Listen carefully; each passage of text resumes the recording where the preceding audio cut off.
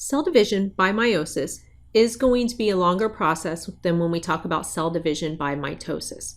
And the reason for this is that there are actually two cell divisions, and we call them meiosis 1 and meiosis 2.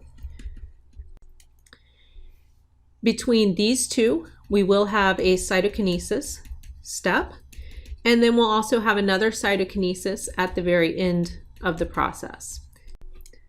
Additionally, we're going to preface the whole process with an interphase. And this interphase is going to be similar to the interphase that you have preceding the mitosis process. There's really no differences with this interphase at all. So this interphase, it still has a G1 phase, it has an S phase, and it has a G2. So with these three steps, this is going to grow the cell, and we're also going to be copying the chromosomes.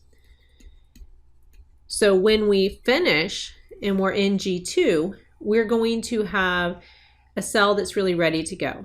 This cell, it is going to have a nucleus, but we wouldn't really be able to see the chromosomes inside that nucleus because they're going to be pretty unwound or decondensed because we've been actually looking at them and trying to make sure the DNA is all good to go. And then we're also going to have our centrosomes produced as well that will help us to make the spindle complex later.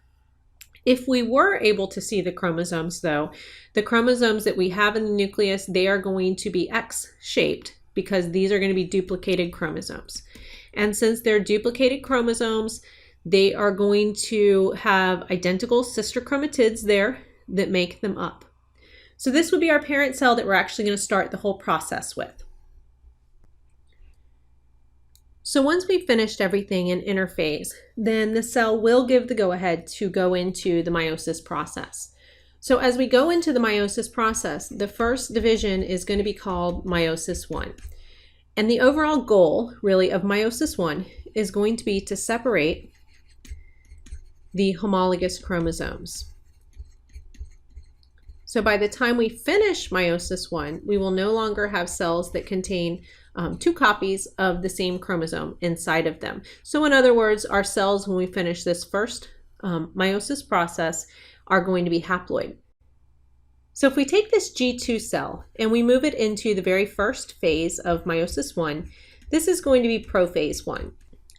And prophase 1, if we had to list the most important phase of meiosis, it would probably be prophase 1. This is going to be the longest. It's going to take about 90% of the time that is spent in the whole meiosis process. So it's a very long phase. And we are going to have, first off, the nuclear envelope is going to disappear.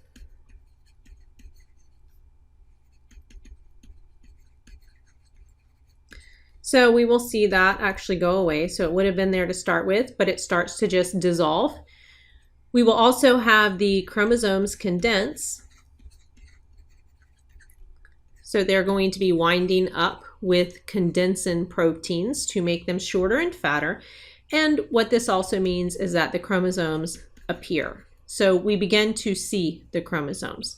So we'll start to see them in there. But the kind of unique thing that's going to happen is where they were all floating around before, now those homologous chromosomes, they're going to actually find each other. And that's why I've now drawn them next to each other. So they weren't like that to start with, but once prophase 1 started and they condensed, these two homologous chromosomes are going to find each other. And if we had other homologous chromosomes in the cell there, they are going to come together and find each other as well. So when they come together like this, and we get this little structure like we're seeing right here, that is what we refer to as a tetrad. And the tetra part, because tetra means 4, has to do with the fact that we've got 4 chromatids there in that structure. But one tetrad has really 4 chromatids, but it's still 2 chromosomes that we're looking at there. So in this picture, as I've drawn it, we have 2 tetrads present. So when the chromosomes come together like this and they form the tetrad, we call that process of coming together synapsis. So we will actually get these two chromosomes really line up with each other such that the similar or the like loci are actually across from each other. So they're really side by side. And the reason for this is that once we have them lined up in this way, the next step is that crossing over is going to occur. So let's talk a little bit more about crossing over and what we mean by that. So if we zoom in here on our tetrad structure, what we're going to see is that when we get this synapsis and this lining up, there is going to be locations where the non-sister chromatids, and by non-sisters, I mean the red versus the blue, they actually overlap. Okay, so the non-sister chromatids overlap with each other.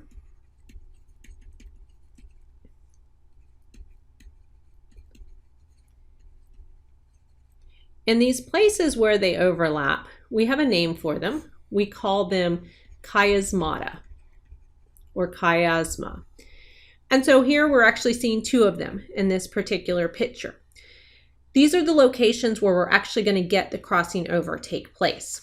So with crossing over, what is going to happen is that the chromosomes are actually going to break. So if I show that on here, they actually disconnect. So chromosomes break, and then after they break, we are going to exchange DNA pieces. So what we mean by that is that the red tip is going to reconnect, and if I draw that here, it's going to reconnect with the blue, and the blue is going to reconnect over here with the red. And we would have the same thing down here on the bottom, and I'm drawing this the best that I can right here. So what I want you to see is that if we were to individually look at the chromatids that we've got right here, if I drew just the new chromosomes that I've got, this would be the situation.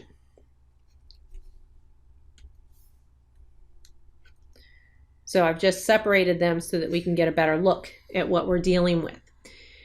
We have new looking chromatids. So notice that these two have kind of different colored tips on them.